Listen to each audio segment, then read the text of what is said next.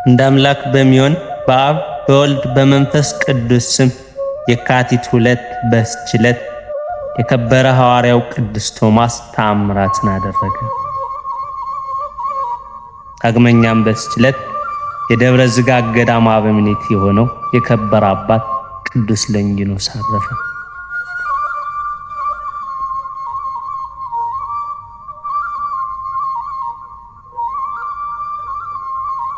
በዚች ዕለት የከበረ ሐዋርያው ቶማስ ተአምራትን አደረገ።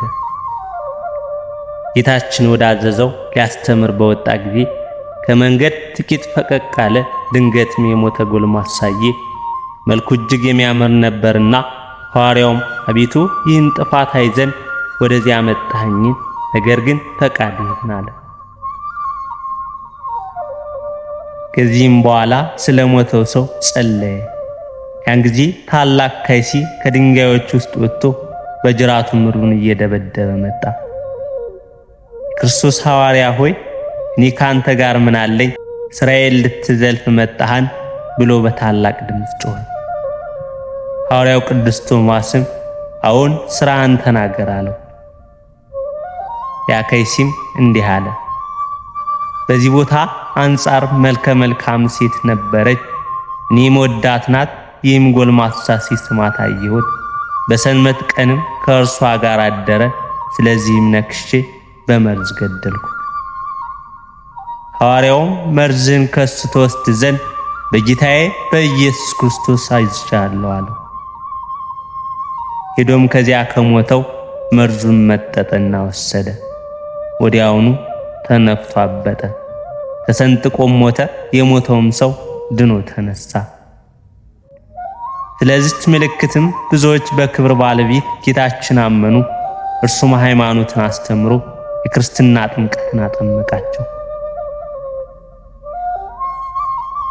እግዚአብሔር ምስጋና ይሁን። እኛንም በከበሩ ቅዱሳን ጸሎት ይማረን፣ በረከታቸውም ከኛ ጋር ትኖር ለዘላለሙ አሜን። ዳግመኛም በዚች ዕለት ከእስክንድርያ ውጭ የደብረ ዝጋግ ገዳም አበምኔት የሆነ የከበረ አባት ለንጊኖስ አረፈ። ይህም ቅዱስ ከኪልቅያ ሀገር ነው። በዚያም መነኮሰ። መምህሩን ክርስቶስን የሚወድ ሰው ከሚሰጠውም ክብር የሚሸሽ ነበር።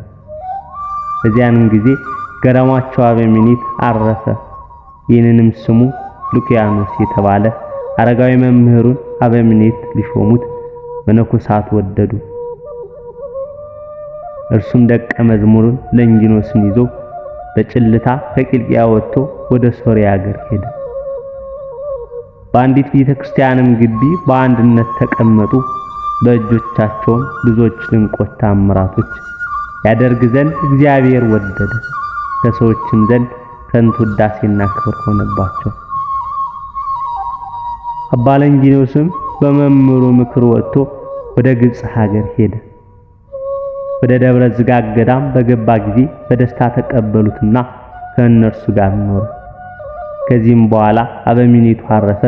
ተጋድሎውን ትሩፋቱንና ደግነቱን ስላወቁ በደብረ ዝጋግ ገዳም ላይ አባ ለንጊኖስን አበምኔት አድርገው ሾሙት። ከጥቂት ወራት በኋላ መምህሩ አባ ሉኪያኖስ በመጣ ጊዜ የመርከቦችን ጣሪያዎች እየሰሩ በእጆቻቸውም ከሚሰሩት እየተመገቡ በአንድ ልብ በመሆን በአንድነት ኖሩ። እግዚአብሔርም በእጆቻቸው ብዙዎች የሆኑ ድንቆች ተአምራቶችን አደረገ። ከዚህም በኋላ አባ ሉኪያኖስ አረፈ።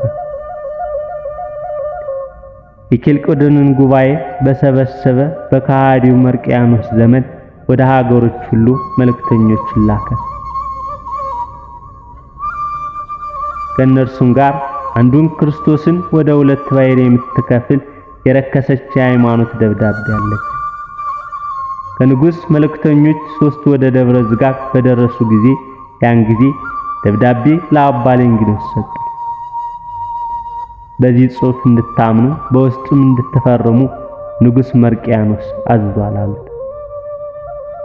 አባ ለንጊኖስም ከቅዱሳን አባቶች ጋር ሳልማከር እኔ ምንም መስራት አልችልም፣ እንድንማከርም እናንተም ከኔ ጋር ነው አላቸውና የቅዱሳን በኖች ወዳሉበት ዋሻ ውስጥ አስገባቸውና የከበራችሁ አባቶች ሆይ እናንተ አርፈን ተኝተናል አትበሉ። እነሆ አንዱን ክርስቶስን ሁለት ባሕርይ የሚያደርግ በውስጡ የተጻፈበትን ይህን ደብዳቤ አምጥተዋልና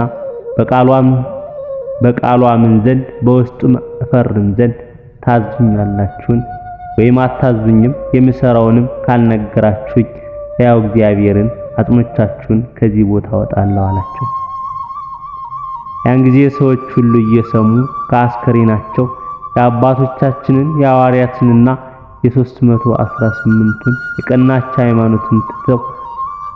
ሃይማኖትን አትተው ይህንንም የረከሰ ደብዳቤ አትከተል ከአስከሬናችን ቦታ አርቀው እንጂ የሚል ቃል ወጣ። የንጉሥ መልእክተኞችም ይህን ነገር ሰምተው እጅግ አደነቁ።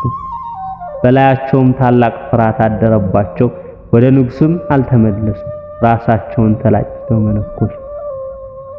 እስካረፉም ድረስ ብዙ ዘመን እየተጋደሉ ኖሩ።